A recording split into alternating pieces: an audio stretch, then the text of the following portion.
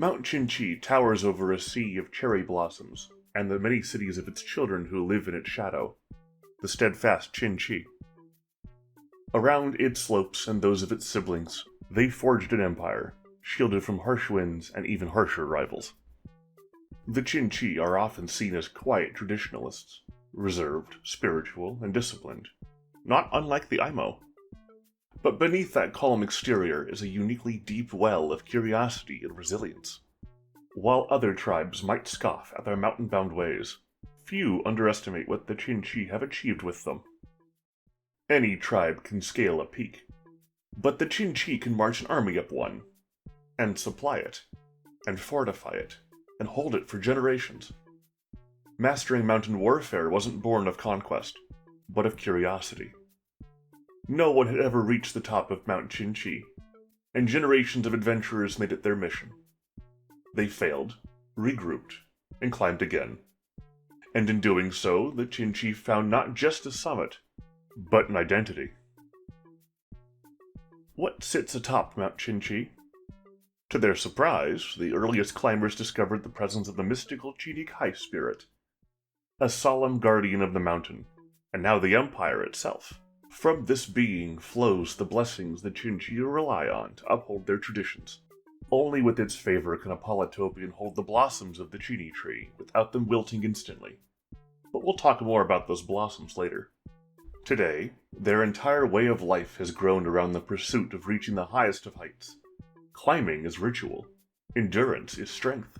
Every summit conquered is a symbol of their worthiness to receive the chitty spirit's blessings, and their rightful place as the self-appointed children of Mount Xin-xi, the tallest and most sacred mountain on the square. This adventurous spirit has shaped a broader culture of outdoor living. Hiking, wilderness survival, and tent-making are common skills taught from a young age. Xin-xi children are raised to respect the land, find comfort in nature, and prepare for the day they too may climb the paths of their ancestors.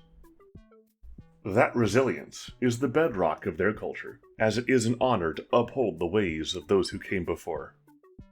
Just as Mount Xin-xi watches over the land without changing, so too do the Xin-xi preserve their customs. In a world of shifting sands and rising tides, they remain unmoved, just as they were the day they first reached the summit. Their ceremonies, architecture, hairstyles, and sayings all reflect this constancy. One of the most iconic traditions among the Xin-xi, apart from the mountain climbing itself, is their reverent care of freshly laid eggs. While all Polytopian tribes have ceremonies and superstitions around their unhatched offspring, the Xin-xi are world-renowned for their artistic devotion. Eggs are painted in bright colors and intricate patterns, each stroke believed to imbue the child within with strength, intelligence, and endurance. As artisans work, a troupe of blessed musicians plays nearby, delicate melodies meant to soothe the unhatched and ward off egg-cursing spirits. Outside of the innumerable mountains, the lands of the Xin-xi are blanketed in the pink canopy of chitty trees. This robust tree is sacred to the Xin-xi for multiple reasons. First, its bark is incredibly durable and able to withstand the frequent windstorms that flow between the mountains. Though buildings may fall, the logs used to build them often survive unscathed, and so much of Xin-xi architecture is designed to be simple, to deconstruct and rebuild. Practical, yes, but still beautiful. Second, the blossoms of the chitty tree are necessary for the brewing of the uniquely refreshing chitty blossom tea. As mentioned earlier, these delicate flowers will wilt instantly if handled by anyone who lacks the blessing of the chitty spirit. This is why the Emperor and their entourage make an annual trek up to Mount Xin-xi's peak, to ensure prosperity for the Empire, and the ability to work with the sacred blossoms. And lastly, the trees are simply beautiful. No Xin-xi could ever resent the sight of sunlight filtering through their rustling ever-pink leaves. Almost as iconic as the chitty trees are the orange ichi fruit. A symbol of luck, these plump, tasty fruits grow on tall stalks and are often regarded as the imperial fruit, emblematic of the Xin-xi and their way of life. Ichi are hardy, grow nearly anywhere, and are frequently gifted to adventuring parties and departing soldiers as tokens of good fortune. With scarce arable land in the mountain regions, Chichi fruit has become the primary staple of Xin-xi botanical cuisine. And finally, no Xin-xi cavalry would be seen without their trusty chitty kai. Noble, majestic, and perfectly suited for the terrain. Named after the chitty tree, few animals on the square are as graceful or sure-footed.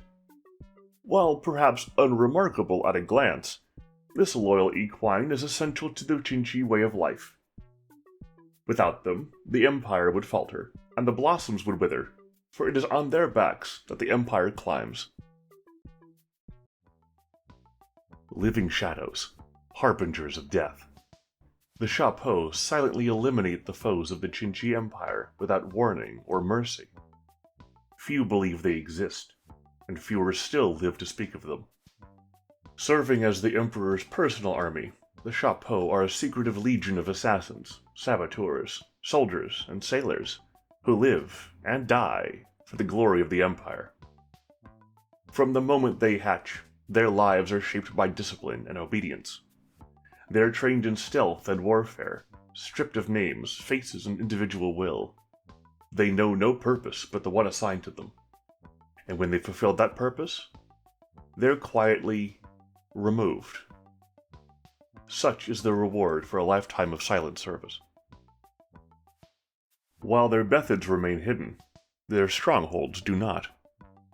The Shapo operate from compounds marked by ominous black roofs, an intentional warning to all who pass. Among the Xin-xi, the phrase, "black roofs mean death," is a lesson taught from childhood. These structures are avoided, feared, and left untouched, ensuring that the Shapo remain undisturbed in both training and war. Now that you're aware of them, and probably won't be sharing their secrets with the Empire's enemies, let's take a look at the tools of death they wield. Unlike traditional Xin-xi archers, Shapo operatives wield shuriken, stealthy, precise, and usable even from a moving boat. Why sink a ship when you can simply disable the crew? Instead of standard issue swords, they carry katanas, or wakizashi, depending on the mission. While maybe not as durable as Vengirian steel, these swords are more than capable of dispatching any threat with ease. Since these specialty blades are expensive and limited, new recruits and low-stake mission squads utilize wooden stabs until they've earned the real thing. Even their cloaks and daggers function differently. Where most cloaks incite riots of daggers through persuasion and grand speeches, Shapo daggers are embedded agents.